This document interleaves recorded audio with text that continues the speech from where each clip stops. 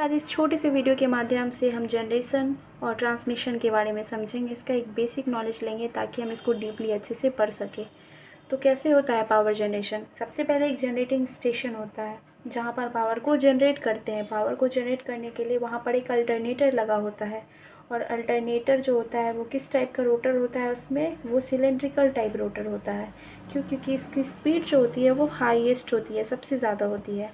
आप इस फॉर्मूले से भी देख सकते हैं, क्योंकि अल्टरनेटर जो वो सिंक्रोनस स्पीड पे रन करता है, तो उसका फॉर्मूला होता है NS = 120F/P।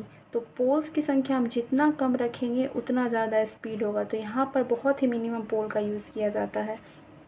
इस वजह से ये जो है बहुत ज़्यादा स्पीड प्रोवाइड करता है। तो इसके अल्टरनेटर के माध्यम से हम 11 kV वोल्टेज को जनरेट करते हैं। 11 kV से ज़्यादा क्यों नहीं करते हैं, ये भी क्वेश्चन आपका रहना चाहिए।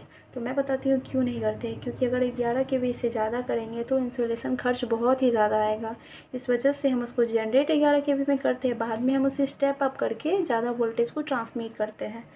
तो सबसे पहले इसको जनरेट किए 11 kV पर, फिर इसको जो है एक ट्रांसफार्मर के थ्रू हम इसको 132 kV में चेंज करते हैं। और ये जो ट्रांसफार्मर का जो कनेक्शन होता है वो डेल्टा स्टार में होता है, क्योंकि डेल्टा स्टार बहुत अच्छा माना जाता है स्टेप अप के लिए। बहुत ही ज़्यादा अच्छा होता है ये स्टेप अप ट्रांसफार्मर के लिए। तो फिर इस 11 kV को 132 kV में चेंज करते हैं। देखिए, वोल्टेज को हम ज़्यादा मात्रा में ट्रांसमिट करते हैं। क्यों करते हैं? क्योंकि यहाँ का जो पावर होता है वो जो होता है वो कांस्टेंट होता है। मान लेते हैं कि हम 12 मेगावाट का पावर है, ठीक है, और उसके बाद पावर तो कांस्टेंट हो गया।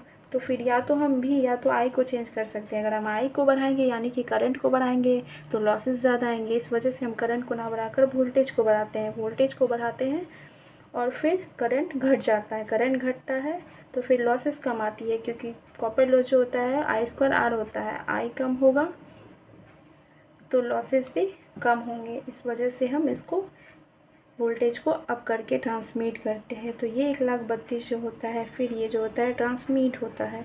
आप देख सकते हैं 3 फेज़ निकलता है RYB, तो ये ट्रांसमिट होता है। और इसका जो आप एक फेज़, क्योंकि स्टार में कर रहे हैं तो स्टार में एक न्यूट्रल भी होता है। न्यूट्रल को जो होता है वो ग्राउंड कर दिया जाता है, ताकि इस पावर ट्रांसफार्मर की बॉडी में कोई करंट ना आएगा, भी आए तो उससे इसको सुरक्षा प्रदान की जाए।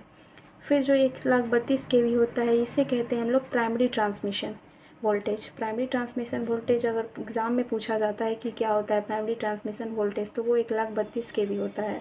उसके बाद इस 132 kV को जो हम लोग हैं फिर इसको स्टेप डाउन करते हैं। स्टेप डाउन यहाँ आप देख सकते हैं कि सबसे पहले 11 kV जनरेट किए, फिर उसको 132 में स्टेप अप किए।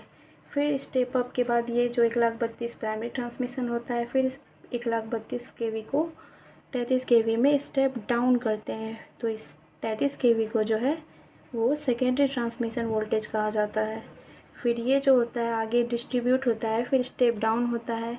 ये 33 kV फिर 11 kV में स्टेप डाउन होता है, उसे जो है कहा जाता है, उसे प्राइमरी डिस्ट्रीब्यूशन वोल्टेज कहा जाता है। फिर वो जो 11 kV होता है वो उसको फिर स्टेप डाउन करते हैं और उसको 440 वोल्ट में या 220 वोल्ट में चेंज करते हैं। तो आज मेरा मेनली फोकस था कि मैं जनरेशन और ट्रांसमिशन के बारे में बताऊँ। तो अगली वीडियो में मैं डिस्ट्रीब्यूशन के बारे में बताऊँगी कि क्या प्राइमरी डिस्ट्रीब्यूशन होता है, क्या सेकेंडरी डिस्ट्रीब्यूशन होता है। तो थैंक यू।